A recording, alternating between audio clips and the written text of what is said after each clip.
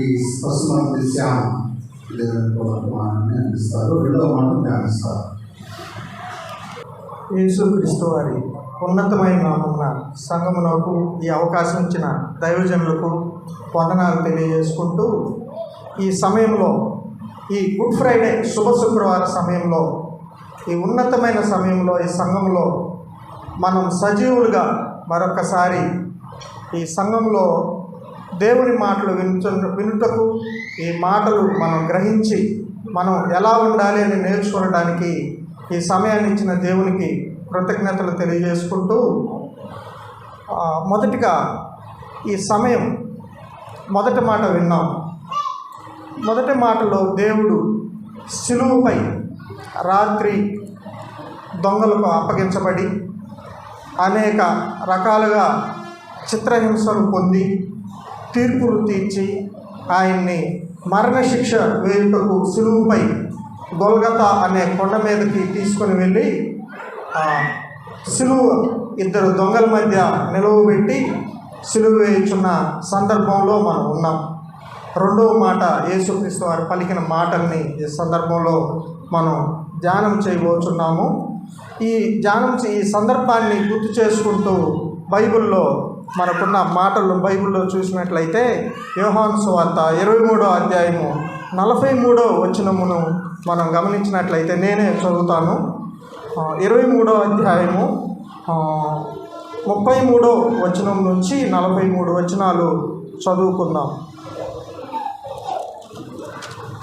వారు కపాలం అనబడిన స్థలమునకు వచ్చినప్పుడు అక్కడ కుడివైపున ఒకరిని ఎడమవైపున ఒకరిని ఆ నేరస్తులను ఆయనతో కూడా సిలువ వేసిరి. యేసు, తండ్రి, వీరేమి చేయుచున్నారో వీరు ఎరుగరు గనుక వీరిని క్షమించమని చెప్పాను. వారు ఆయన వస్త్రములు పంచుకొనుటకై చీట్లు వేసిరి. ప్రజలు నిలువబడి చూచుచుండిరి.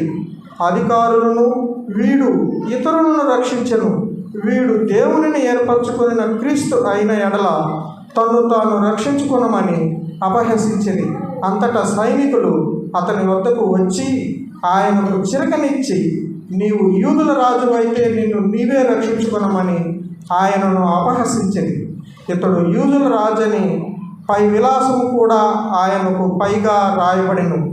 వేలాడదీయబడిన ఆ నేరస్తుల్లో ఒకడు ఆయనను దూషించుచు, నీవు క్రీస్తువు కదా, నిన్ను నీవే రక్షించుకొనుము, మమ్మును కూడా రక్షించమని చెప్పాను.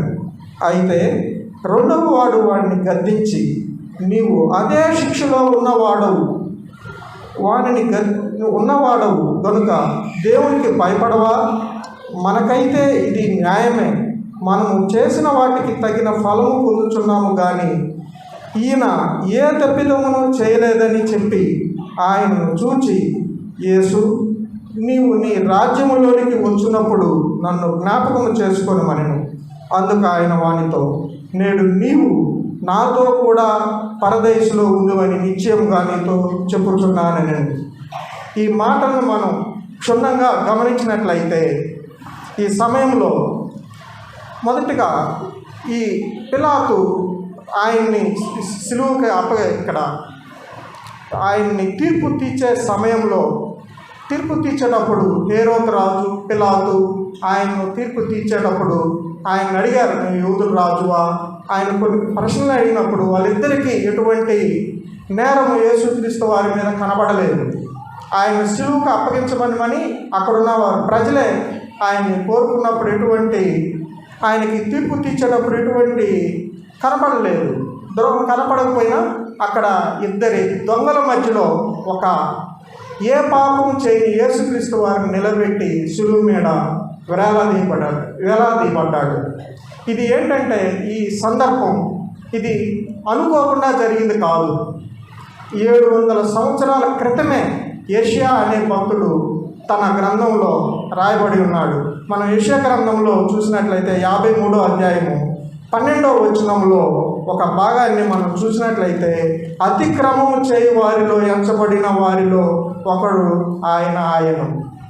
అంటే అతిక్రమం ఏ పాపం చేయకుండా అతిక్రమం చేసిన వారిలో ఆయన కూడా పరమ దారుణమైన దొంగగా భావించి ఆయన్ని నిలవబెట్టడం జరిగింది. అది యెషయా ప్రవక్త రాసిన మాటల్లో ఒక నెరవేర్పు, ప్రవచనానికి నెరవేర్పుగా మనము చూస్తున్నాం. ప్రవచనం ఎలా నెరవేరింది అని. అక్కడ సిలువలో ఒక విలువ లేని, సిలువలో ఒక ద్రోహం చేసి అక్కడ సిలువ వేశారంటే ఆ కాలంలో ఒక భయంకరమైన పాపాలు, ఎప్పుడో ఎన్నో దొంగతనాలు చేసి జైల్లో పెట్టి మన ముందుకు వస్తే వాళ్ళని విలువ లేనిగా వాడిగా చూస్తాం.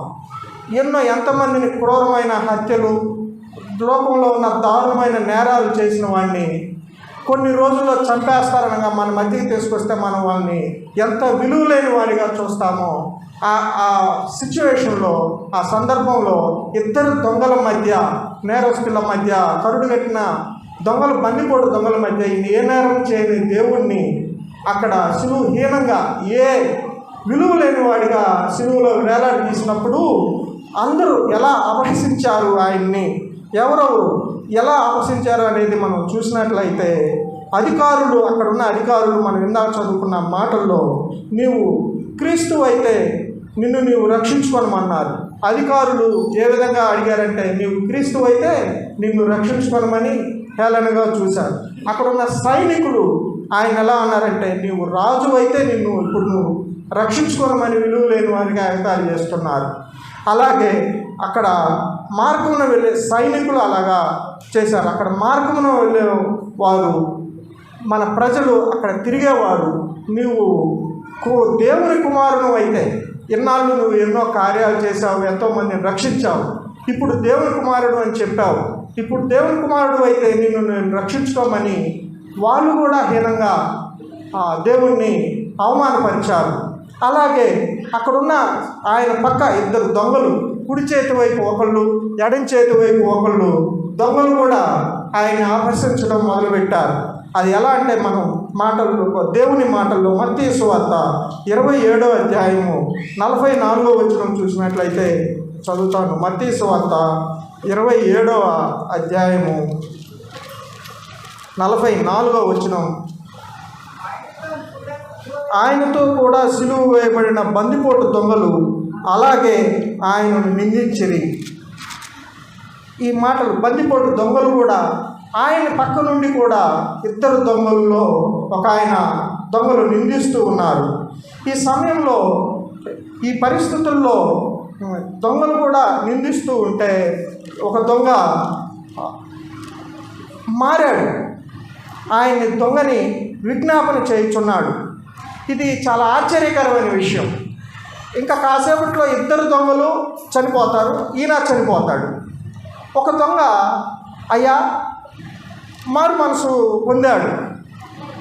ఎలా అంటే అసలుకి ఈయన 3 అంశాల నుంచి మారు మనసు పొందాడు. అక్కడ ఏమంటే, ఒకటి సాక్ష్యం. మనం చూసినట్లయితే దేవుడు వాళ్ళని అనేక మందిని రక్షించావు, మన మనుషులు చెప్పారు. 3 మాటలు 3 రకాలుగా హింసించారు సైనికులు, అక్కడ ఉన్న సైనికులు, అధికారులు, మనం మామూలుగా ఉన్న జనాలు ఎలా అన్న మాటలను బట్టి ఒక దొంగ ఆయన గురించి ఆలోచించి, అరే ఈయన దొంగ కాదు, ఈయన దేవుడని నమ్మాడు. ఆయన దేవుడని నమ్మడానికి ఆయన కనిపించిన రుజువులు ఏంటంటే అనేక మందిని రక్షించాడు అనే మాటలు చాలామంది సాక్ష్యంగా మనం సంఘాల్లో కొన్ని వాళ్ళకి జరిగిన అద్భుతాలను బట్టి, దేవుని వద్ద వాళ్ళకి జరిగిన కార్యాలను బట్టి సాక్ష్యాలు చెప్తుంటారు. అట్లాగే మనమే ఆయన దొంగ విన్న మాటలు, నీవు అనేక మందిని రక్షించావు కదా, నిన్ను నువ్వు రక్షించుకోమన్నారు. మనమే అన్నాం రక్షించాడు అని. ఆయన దొంగ సమయంలో రక్షించిన విధానాన్ని తెలుసుకున్నాడు. రెండవ మాట, యేసుక్రీస్తు సిలువ మీద పిలాతు గారు ఆయన్ని సిలువ మీద ఆయన సిలువ వేసినప్పుడు ఆయన తల మీద INRI అనే మాట అని పలకని ఆయన తల మీద ముద్రించాడు. ఆ మాటకి అది INRI అనే పదానికి అర్థాన్ని మనం చూసినట్లయితే యోహాను సువార్త 19వ అధ్యాయము 19వ వచనంలో మనం గమనించినట్లయితే ఆ మాటకి మనకి అర్థం తెలుస్తుంది. 19వ అధ్యాయం యోహాను సువార్త 19వ వచనం. మరియు పిలాతు యూదుల రాజైన నజరేయుడకు యేసు అను పై విలాసమును రాయించి శిలువ మీద పెట్టించెను. యేసు శిలువ వేయబడిన స్థలమును పట్టణమునకు సమీపమై ఉండెను. అది హెబ్రీ, గ్రీకు, రోమా భాషల్లో రాయబడి ఉండెను కనుక యూదులలో అనేకులు దానిని చదివిరి. అక్కడ నివసించే ప్రజలు 3 భాషలు మాట్లాడతారు: హెబ్రీ, రోమా, గ్రీకు. ఈ 3 భాషల్లో అతడు ఏమని రాశారంటే, ఈ మాటల్లో మనం చదివితే ఆ మాటకి అర్థం స్పష్టంగా మనకు రాయబడి ఉంటుంది. ఒకసారి చదువు.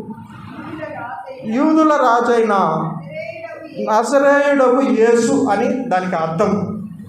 ఆ మాటను ఆ దొంగ మారు మనసు పొందడానికి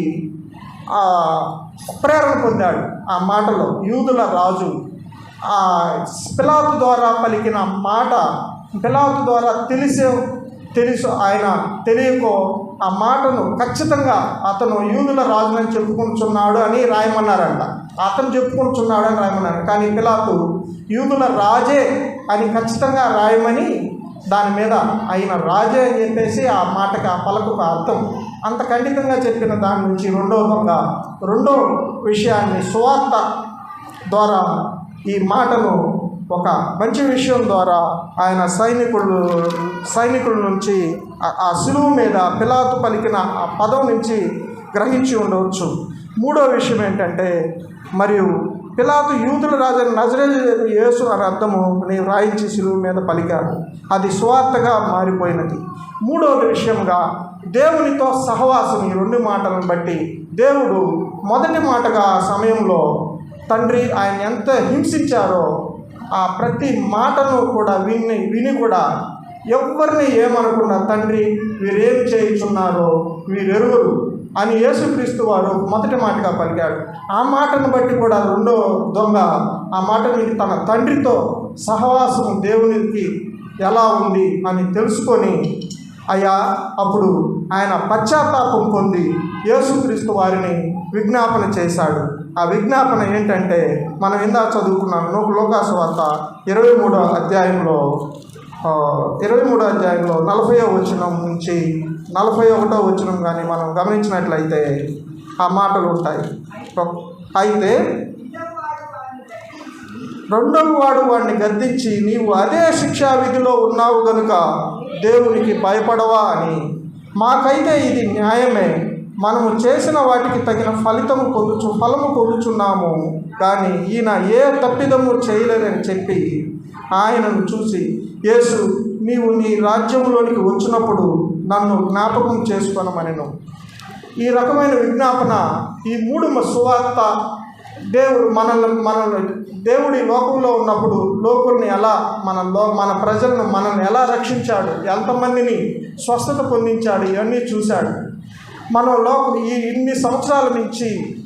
ఎన్నో సంవత్సరాల నుంచి చర్చకు వస్తున్నాం. ఈ సంఘంలో ఎంతోమంది దైవజనుల మాటలు విన్నాం. మనం ఏం నేర్చుకున్నాం? రెండవదిగా ఆయన పలికిన మాటల్లో ఏమి చూసి, ఆయన పలికిన మాటల్లో ఏమి మనం చూసి చేర్చుకున్న మనం విన్న సాక్ష్యాలు.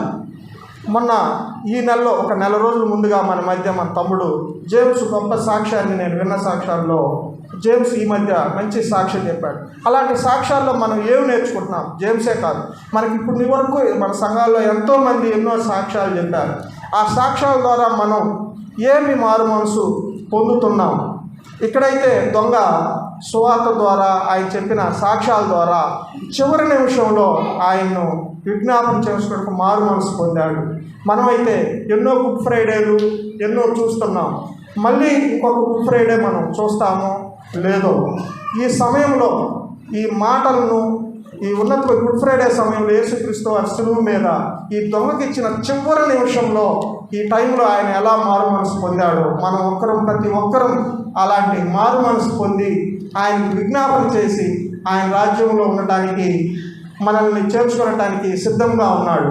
ఆ సిద్ధంగా ఉండటకు దేవుడు ఆయన రెండవ దొంగ చేసిన విజ్ఞాపనకు ఆయన చెప్పిన సమాధానాన్ని మనం ఇప్పుడు చూసినట్లయితే, నీవు యేసు నీవు నీ రాజ్యంలోనికి వచ్చినప్పుడు నన్ను జ్ఞాపకం చేసుకొని.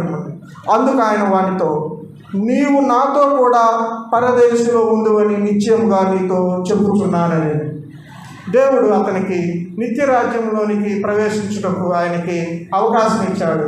అలాగే మనం కూడా ఈ సమయంలో ఎన్నో సంవత్సరాల నుంచి ఈ సంఘంలో ఉంటూ ఈ మాటలు వింటూ ఆయన రాజ్యాన్ని, ఆయన నీతిని వెతికి, ఆయన నీతిని ప్రకారం నడుచుకొని దొంగ వలె విజ్ఞాపన చేసి, దొంగ ఇల్లు కూడా అన్ని తెలుసుకొని విజ్ఞాపన చేసి ఆయన రాజ్యంలో పొందుటకు యేసుక్రీస్తు వారి నుండి ఆయన పాపాలను క్షమించి నిత్య రాజ్యంలో ప్రవేశించుటకు అర్హత పొందాడు. ఇక్కడ మనం చూసినట్లయితే ఇద్దరు దొంగలు, ఒకరు సిలువ వేయడం, ముగ్గురు వ్యక్తుల్లో 3 రకాల పరిస్థితులు. మొదటి దొంగ పాపమును క్షమించబడకుండా చనిపోతున్నాడు. రెండవ దొంగ పాపము క్షమించబడి నిత్య రాజ్యంలో అర్హతగా చనిపోతున్నాడు. మూడవ వ్యక్తి ఏ పాపం ఎరుగకుండా లోపల మనందరి పాపాల కోసం చనిపోయాడు. ఇక్కడ ప్రాముఖ్యంగా దేవుడు మనకి ఇక్కడ ఈ సమయంలో గుర్తు చేసిన రెండవ దొంగ ఎలాంటి పశ్చాత్తాపం పొంది నిత్యరాజ్యంలో ప్రవేశించాడు. మనందరం అలాంటి నిత్యరాజ్యంలో ప్రవేశించి ఆయనకు ఇష్టమైన వ్యక్తులుగా మహిమకరంగా జీవించాలని కోరుకుంటున్నాడు. ఈ ఉన్నతమైన మాటలు పంచుకోవడానికి ఈ సమయం ఇచ్చిన పాస్టర్ గారికి వందనాలు తెలియజేసుకుంటూ యేసుక్రీస్తు వారి నామమున కృతజ్ఞత.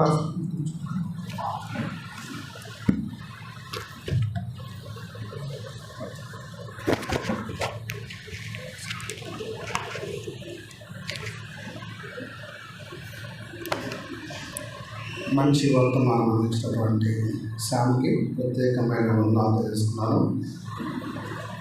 మన సంఘంలో వ్యక్తులు, మన సంఘంలో ఉన్నటువంటి మన సంఘ సభ్యులు చక్కగా వాక్యం చెప్పాలని నేను కోరుకున్నాను 3 ఏళ్ల క్రితం.